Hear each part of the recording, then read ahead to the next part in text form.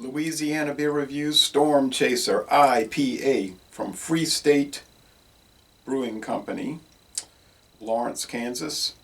This is an ale, of course, India Pale Ale. It's got a good date, guys. Doesn't have a born on date, though.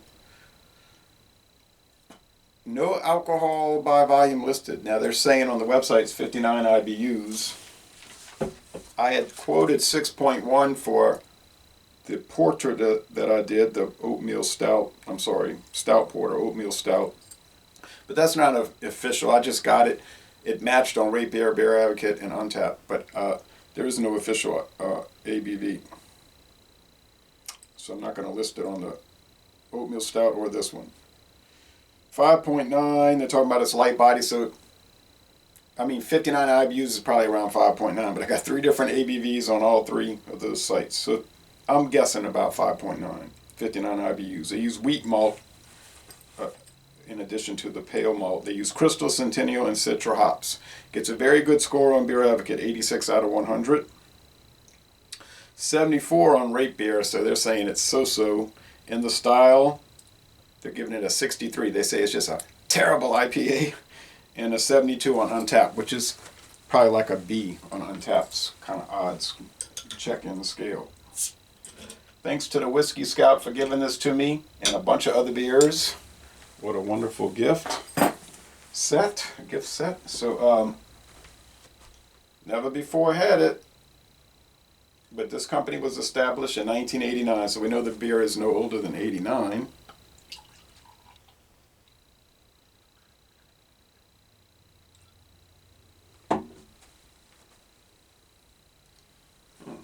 Pretty thick off-white head. A very bubbly, well, it's cloudy outside, overcast. But I see a lot of sediment. Powdery chunks and some not so small pieces. So not very filtered, but it's not a what you would call a hazy IPA. That's translucent orange gold, isn't it? All right. We'll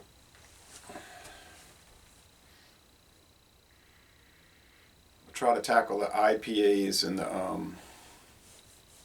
pale ales first, so the hops don't fade. So they don't fade too much. Smells hop resiny and juicy. Not in the New England style juiciness. I don't mean like that. There's no dankness to it. It's just like bright beer. I say that sometimes. Upbeat and downbeat beers. This is an upbeat smelling beer. It smells sort of like the old Mendocino. What was that IPA they used to have? That company went out of business from the Mendocino Brewing Company in California. What was it called? Hawkeye IPA? Kind of reminds me of that. This has a hawk on it. Hawkeye. We've got a lot of hawks in Louisiana, always flying about.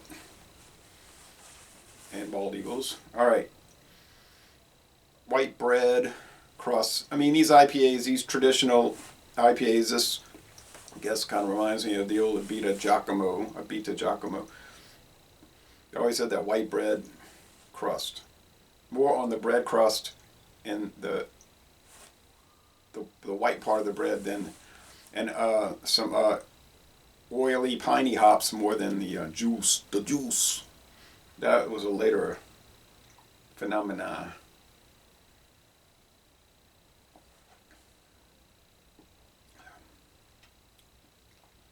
First thing I notice is sharp, robust hop bitterness. Not profoundly bitter, but it's there.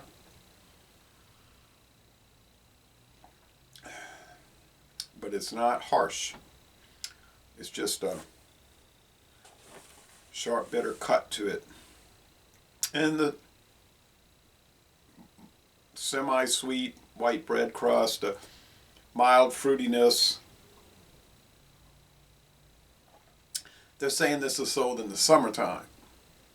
So it's probably made in July, at the most August or early September, at the latest.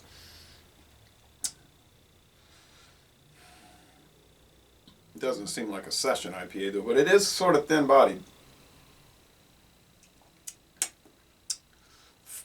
The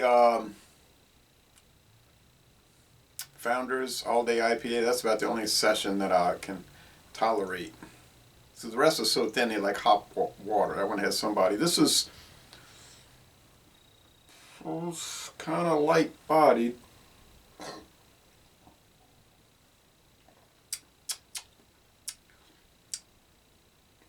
Mostly dry finish. Hop cones on the Cyclops scale, probably 3.5 out of 5. I think it's mild that way. 3.5 out of 5. The sugar cubes, about 3 out of 5. Well, now these session IPAs, they'll be like 4.5.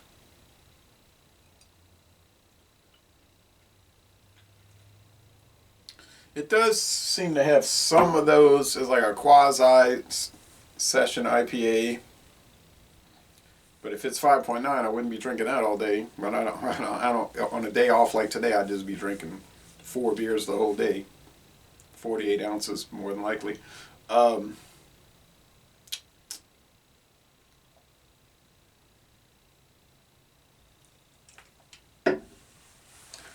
Now their oatmeal stout declined as I sipped on it. That's never a good sign. Like I started with a B plus 88. By the time I finished sipping on it at the end of Stout Sunday, it had dropped to 83. Just barely good. It was almost dropping into marginally good. And I don't know. That's the way it worked out. This one is, I don't know, the thing is going to decline. I think I'm going to go with 86 out of 100. 8.6 out of 10 because just a B, good. Not what I would say very good, but good. I think what detracts is the relatively thin body, which I'm not loving. What helps it is the nice hop punchiness, so that it has a little bit of that, the bitterness. So a B, good. And you might say, well, you score many cheaper products in the 90s, like big time macros that are cheap, even flavored beers and all that stuff, and that's really not fair. It's kind of awry, not awkward, but awry, A-W-R-Y. I don't think it's awry. I think it's a situation of what is the beer trying to do in the class that it's in. So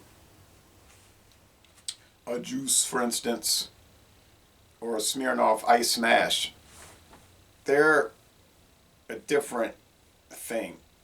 And I'm rating them according to the thing they're trying to be, which we could have great animosity and contempt for it. Okay, fine. And in many ways I do. In many ways I do, but not in every way. And so, according to their category, they oftentimes, not always, but usually they'll be very high in that category. But I've had many IPAs, traditional American IPAs, and they have some that are really strongly into the 90s, some even in the upper 90s, not many, but some.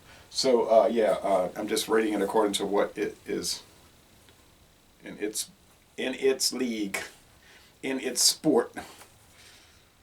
Baseball over there, basketball over there, football there, etc. So, Laissez les bon temps relate, a good ale, India, pale ale from Kansas, and I'm going to, thanks again, Whiskey Scout, and I'm going to end this review by saying, y'all go to Lawrence, Kansas, and tour the brewery. I know I'd like to do it.